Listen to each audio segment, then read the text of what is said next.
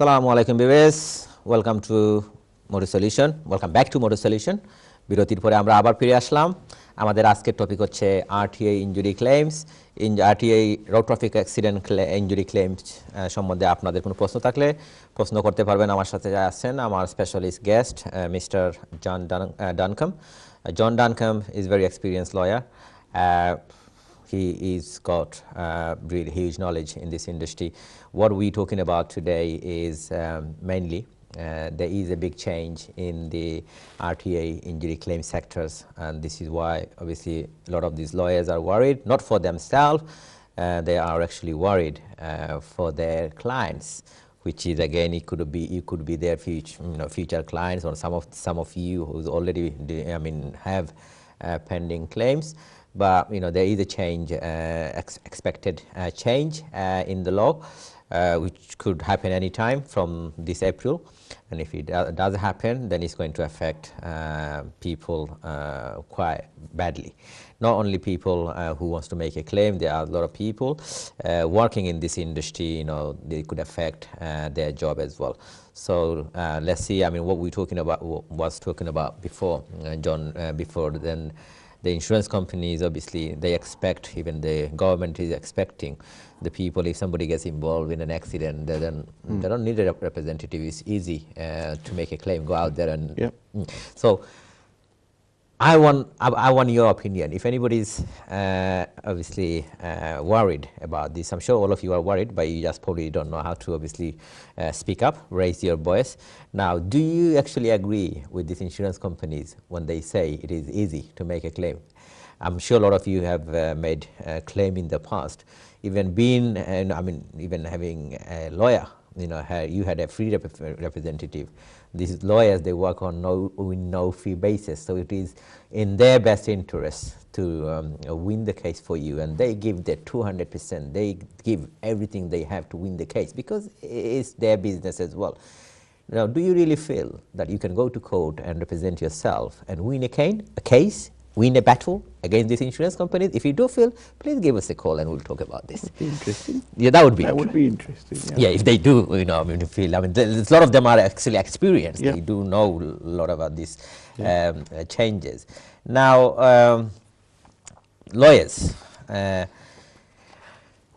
Obviously, you guys, all the lawyers, Law Society, and all the lawyers are obviously talking. They're trying to obviously bring a lot of other these things to obviously in the government's attention, which the government probably didn't know before.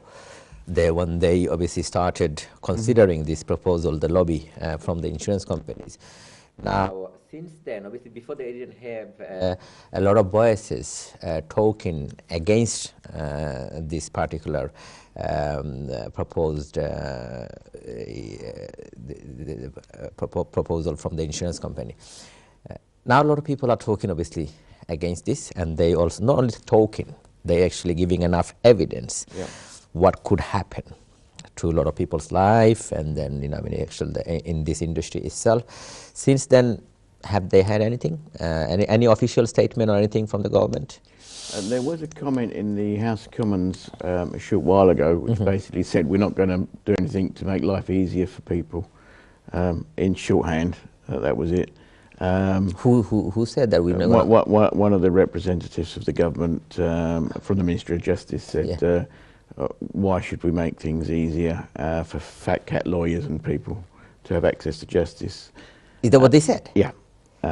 Is there another way of denying of human right by doing that?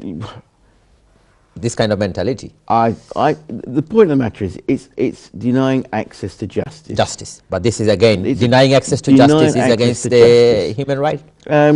Well, technically, there is a human right to access to justice. That is part of our legal system, part of the world's legal, natural justice. The thing is, I don't think the people who make the laws understand how it affects the normal person in the street. Yes. If someone says to you, it's a small claim and it's not that important to you, you think, well, okay, what's that? A few £100. That's £10,000. Yeah. Now, if you've got £10,000 worth of losses and you're a small businessman, you're a taxi driver, you're a builder, you're someone in a restaurant, that is not a small amount of money. I suspect to the Lord Chancellor is on several £100,000 a year, it is a small amount of money. I suspect to the Minister of Justice is on a very large salary, it is a small amount of money. But I suspect to your viewers, £10,000 is not a small amount of money. Yeah. But that is what's called a small claim. Yeah, but that's obviously, it is obviously affecting a lot of people, because people who's watching this show, a lot of these people would probably think if they never been involved in an accident, they probably wouldn't even know what we're talking about, because they haven't experienced it. Exactly. Now, so they don't have to worry about it, because accident never happened to them, and they not really worried about it. Nobody wants to have accident, because we don't know what's going to happen tomorrow. Now, nobody wants to talk about this. Now, the lawyers, obviously around the country, all the engineers and everybody related to this industry, they've been in this industry for a very long time. They qualified as RTA lawyers. They qualified as RTA claim handlers.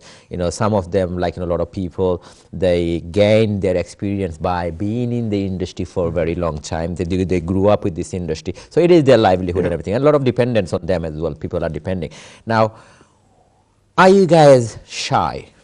All the lawyers, all the engineers, everybody is related to this industry. Are you shy to be, on the street? Why don't you just go there and march on the street and then raise your voice and then let your voice to be heard? The media, everybody can, hear you. And then they will know actually there is a problem. But at the moment, all the lawyers are too comfortable. They're probably too busy, playing the golf. Well, I don't think RTA lawyers are playing golf. That's the starting point. They're not playing golf anymore. They used to play. We don't earn a lot of, enough to take days off. But you guys used to play a lot of golf. I've never played golf. Oh, you never did? No, I'm a rugby player, but okay. not a golf Yeah, player. you do look like one of them. Lawyers don't do that. Lawyers don't protest. Why don't they protest on behalf of our clients, and we're making noises on behalf of our clients. I can assure you, a lawyer does not go into this business to make lots of money. We need to make a living, and I won't apologise for that. We make a living. Yeah. But we go into it because we believe that our clients need our assistance. I can tell you now, I have clients with very, very severe injuries who I'm their friend and I'm their counsellor, and I look after them, and they call me when they're in trouble for different things. And that's friendships that I've made. I would not have been able to do that if I'd not been supported and learnt my experience through dealing with the lower level injury claims. How could I deal with systemic brain injuries of people who are paraplegics if I didn't know how to deal with that because I hadn't been trained in it? Now all of that's going to be gone. You could still bring a claim for that, but how do you gain that expertise? How do you gain that knowledge? So those things are unforeseen, imponderable outcomes of a knee-jerk reaction to save someone £40 a year. Again, it's not. Obviously, they're promising that, but I'm sure it's not going to happen. We'll talk more about this. Let me see who's on the line. We've got a caller on the line. Hello, caller. Assalamu alaikum. Assalamu alaikum. Wa alaikum salam. But I've got one question about the accident. About an accident, please go ahead. What's your name and where are you calling from? What's your name or where are you calling from, brother?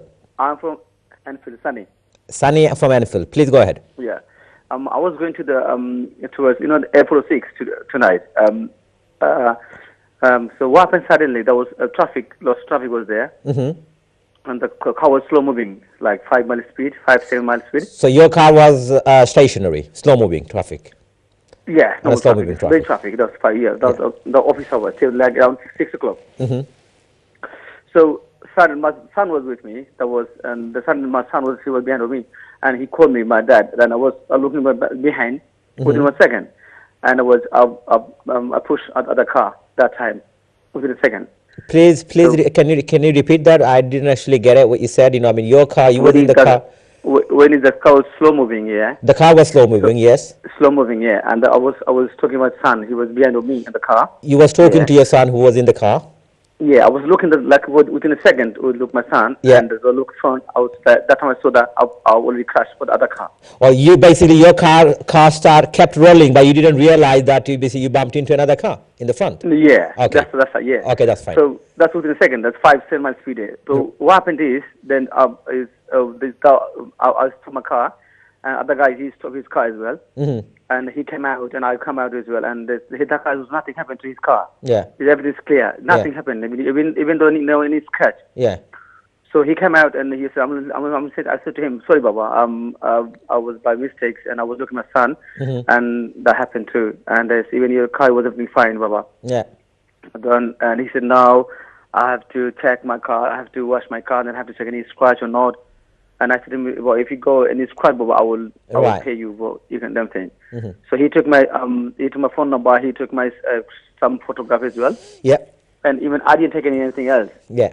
So then he went. Okay. Then I came to my house. Yeah. Then I contacted him with like around after 2 hours. And I said to him, Baba, you check your car, anything scratch or not. He said, no, I didn't check because I'm busy. Yeah. I will wash my car tomorrow. Yeah. And I will have a look in this car or not. That's the thing. So I'm confused. Do I need to call my insurance company or not? Okay. Let me obviously tell you. John will also agree with me as well. Although it's really minor, but you did collide with another car, it is in your best interest as well to inform your insurance company, and you tell them this is what exactly happened. However, it's, you're not making any claims or anything. It's for notification purpose only. If there is any claims against you in the future, they should talk to you, and you would be disputing any damages, anybody claiming any damages from this claim, because you didn't see there was any damage. And not only that, you tell them, look, I mean, if you want to send an engineer to inspect my car, you can inspect my car. Not only that, I mean, I can take some pictures and send it off to you. So if anybody try to make a claim against me, I mean, do not basically make any payment on this, because there is no claim. I believe there shouldn't be any claim, because it was a small bumper-to-bumper case. There was a small minor incident which never, no damage, no visible damage to either of the cars. John? Yeah, how many times? So, like, would you have to call within 24 hours, or? No, it happened today. You can call them tomorrow and take a reference as well when you talk to them, and whoever you talk to, take the name as well. If they have any extension number, take their extension number as well. Well, please stay on the line. Maybe Mr. John would probably would want to add something to this.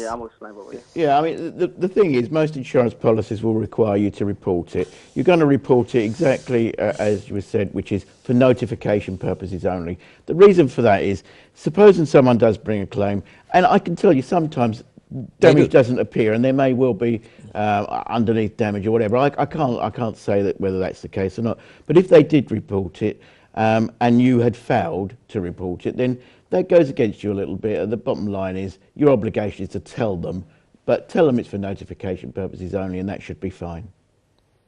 Brother Sunny? Yeah. Are you happy with the answer? Yeah, that's fine. One more thing. Well, the guy, he said, if he say, he said he gonna let me know this, when you get scratch or not. So he said he. Now all you have to do, just inform your own insurance company, and you don't need to get involved with this other driver directly. You don't have to do that, because this is why you're paying for your insurance. It is. Now, you don't need to get involved with him directly, or talk to him on the phone, or send any text messages or anything, because you know there is no damage, no visible damage. If there are visible damages, and if he wants to make a claim, then he's entitled to make a claim. But if you believe there wasn't any damage or anything, then you can always dispute it. But there was nothing damage at all. No. Nothing at all. Nothing at all. That's fine then. That's so right. You don't have to worry about this. For future reference, it might be useful if you ever had something like that again, just to take a photograph of the two vehicles, just to make sure that someone can't go and claim that other damage was done. But if there's no damage done, I suspect there won't be anything further to happen. But I didn't take any photograph of his car. So well, you should have. You should have. Everybody's carrying. I'm sure you carry a smartphone with you all the time as well, and you obviously sound very young man as well. But I'm sure. Yeah, I had. But I don't know what happened to me. I didn't take a picture with the car. Yeah. I mean, if you had, then you would have been really good. Yeah, it would have been useful. The photographic evidence is always very good and strong.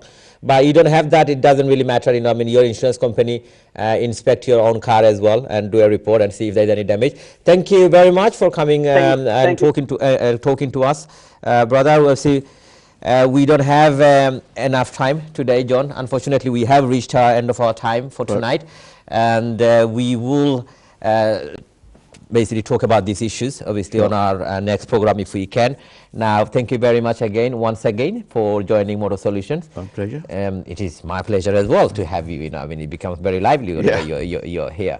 And obviously, Suhail, I wished, him to be here as well today, but obviously he couldn't. He was really busy. But maybe on our next show, we will try and do it together. Now, দর্শক, আমাদের programme আজকের মতো এখানে শেষ করতে হবে। আপনারা আমাদের এই এনটিভির latest news and program update যদি আপনারা পাইতে চান, তাহলে আপনারা ভিজিট করবেন আমাদের ওয়েবসাইট হচ্ছে আমাদের www.europeantv.com। অলসো আমাদেরকে আপনারা ফেসবুকেও ফলো করতে পারবেন। তাছাড়া আমাদেরকে ইউটিউবেও আপনারা আমাদের এই প্রোগ্রামগুলো রীতিমতো ইউটিউবে আপলোড হয়, আপনারা প্রোগ্রামগুলো ইউটিউবে দেখতে পারবেন। আমাদের ইউটিউব আইডি হচ্ছে www.youtube/ntv-europe। আর আমাদের এই প্রোগ্রামের মধ্যে আজকে যদি কোনো ভুল ত্রুটি হয়ে থাকে, আপনারা আমাদেরকে ক্ষমা করবেন। আমাদের এই প্রোগ্রামটা আগামীকাল 5টার সময় রিপিট হবে। রিপিট দেখার আমন্ত্রণ জানিয়ে এবং আমাদের আগামী প্রোগ্রাম দেখার আমন্ত্রণ জানিয়ে আজকের মতো আমরা প্রোগ্রামটা এখানে শেষ করতেছি। আল্লাহ হাফেজ, আসসালামু আলাইকুম, গুড নাইট।